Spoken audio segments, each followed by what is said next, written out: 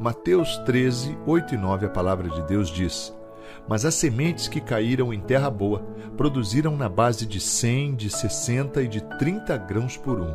E Jesus terminou dizendo: Se vocês têm ouvidos para ouvir, então ouçam. Sabem, meus queridos, estas sábias palavras foram ditas por Jesus nos versículos finais da parábola do semeador, que ele utilizara para ilustrar o ensinamento para a multidão que o acompanhava. Então, ele apresenta os locais onde as sementes foram lançadas. As primeiras caíram ainda na beira do caminho e não encontraram boa terra e foram comidas pelos pássaros. Então nós podemos imaginar que são os corações das pessoas que ouvem o Evangelho, mas o ignoram totalmente, e aí o inimigo vem e rouba aquilo que foi ou eventualmente poderia frutificar. Tipo, entra por um ouvido, sai pelo outro. Coisas do tipo, isso não é para mim. Jesus então continua dizendo que outra parte das sementes do semeador caíram em um local onde haviam muitas pedras e pouca terra. Então, essas sementes brotaram logo, porque a terra não era funda, mas logo veio o sol e queimou as plantas, que secaram sem água porque não tinham raiz. Estas nos parecem ser as pessoas que recebem a palavra de Deus de maneira superficial, sem comprometimento.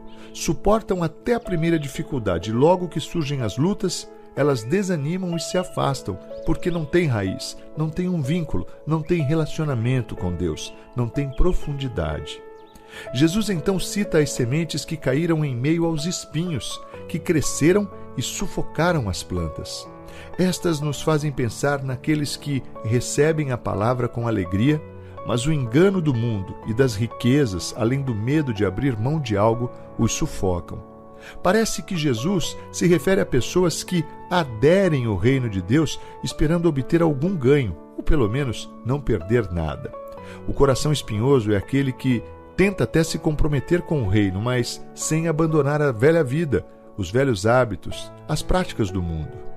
Por fim, Jesus fala, como lemos inicialmente, da terra boa, a terra que recebe a semente e produz a base de 100, 60 e de 30 grãos por um.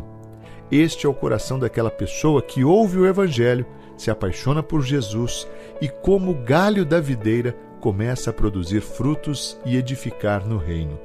Se compromete com amor ao próximo, entendendo que no reino de Deus o crescimento é coletivo e nos está disponível em abundância, paz e alegria em Jesus.